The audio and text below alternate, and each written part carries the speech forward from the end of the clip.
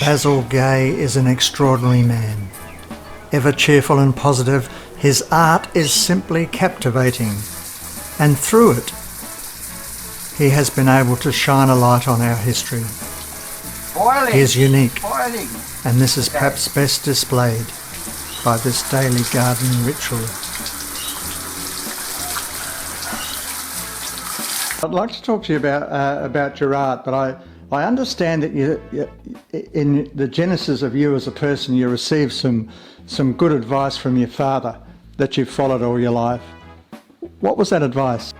Well, first of all, he said there are two people in this world, the I cans and the I can'ts. But more important than that, it's when he said, I pass this way but once, and any good thing, let me say it now, or do it now, for I pass this way just once.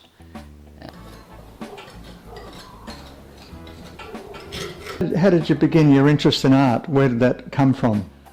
Oh, that's a long story. When I was a little boy, we used to take chalk and draw in the streets of Johannesburg. And there was no fancy computers in those days, and the people used to sit on the verandas and have a drink at Fifer, and they had a competition with all the kids in the street, and you would get a penny if you won. So the penny went around, and I was very lucky. I got the penny a couple of times.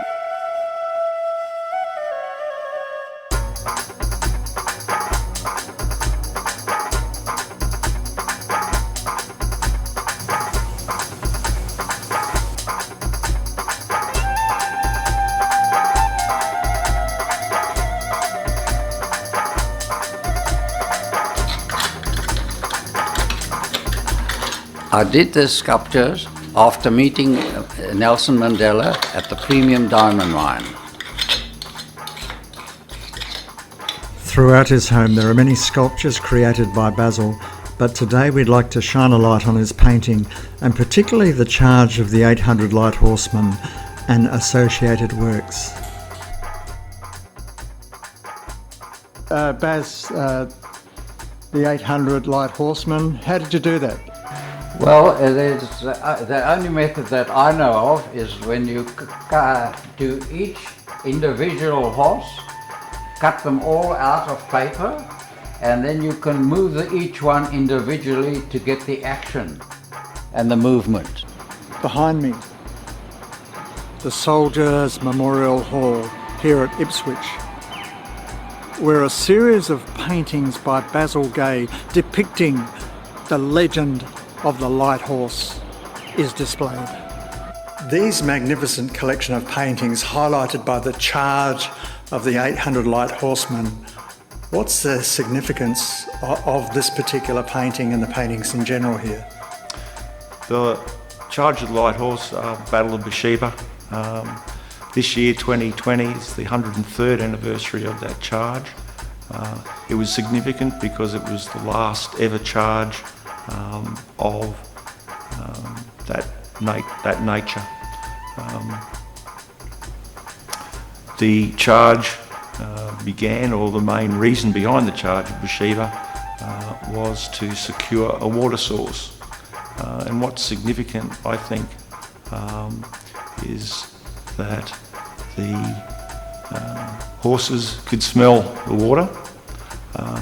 The riders let them have their rein, and they were inside the artillery range before the enemy could take fire.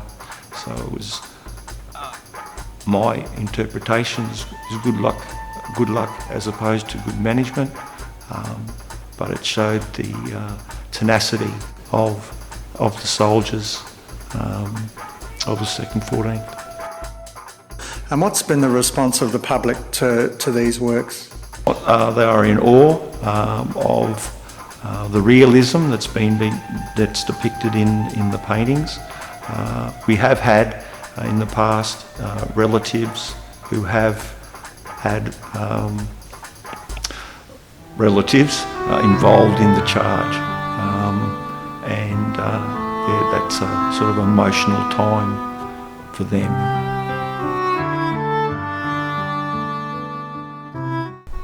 Basil and I were commissioned by the Anzac Day Commemoration Committee to illustrate the legend of the Lighthorse, to commemorate the 100th anniversary of the charge of the Lighthorse at Besheba. Thanks to Peter Dutton, who showed our book to John Howard, who says, "Congratulations, this is a wonderful work." John Howard. I spoke with Peter Dutton, friend of Basil and Wendy's and Minister of Home Affairs, on how art best reflects a nation's identity and culture. Well, I don't think you can properly complete the picture without making sure that firstly it's captured in an accurate way, and that people have access to that piece of work in Basil's case, which I think would connect with a young child, a young school child, in a way that other depictions may not. So art's incredibly important in making sure that we can have that living history and make sure that young people continue to understand those very significant battles that shaped a nation and shaped the people and really fed into the culture in the modern era. The reality is that much of that psyche was shaped around war, around depression, around recovery, and Basil and Wendy have really captured that in a way that few other people have. So art is particularly important, but the way in which it's captured and the message is conveyed is as important. And Basil and Wendy are wonderful Australians, and they've been able to do their country a great service through their art and through the passion that they have for this country and for life. And there is Basil's Charge of the Lighthorse, a painting of 800 light horsemen charging at Besheba. The painting was 2 meters by 1 meter. And then, sadly, at the end of the war, the horse I left behind. So many horses, all the horses in fact, were left behind. And then we say, we give thanks, we will remember them, all those soldiers who didn't return, all those last horsemen. This is actually the teacher's copy that is in all the schools and libraries, and it contains a CD of projects for the children, and the set comes with 10 books for the children along with the teacher's copy.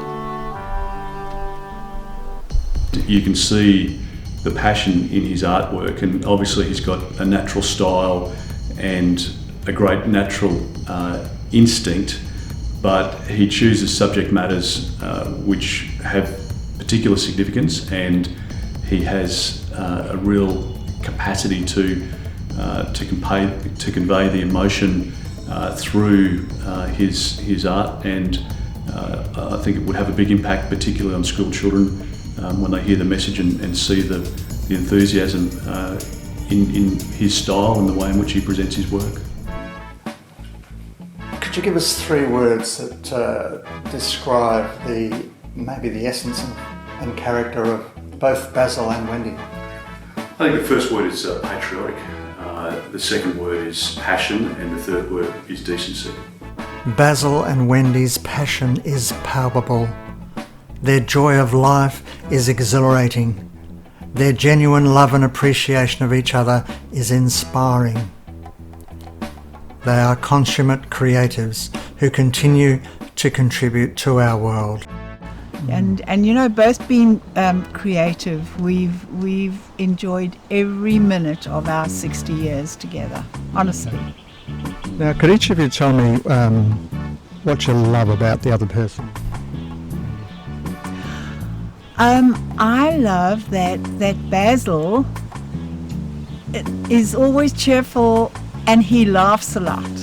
We both laugh, and I think that's so important.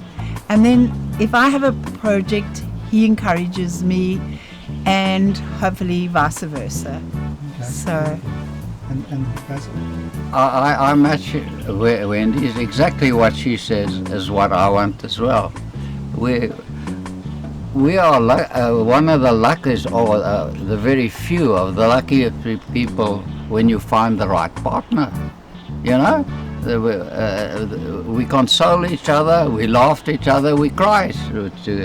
mostly we laugh. But mostly Together. we laugh. Is that when you look at each other?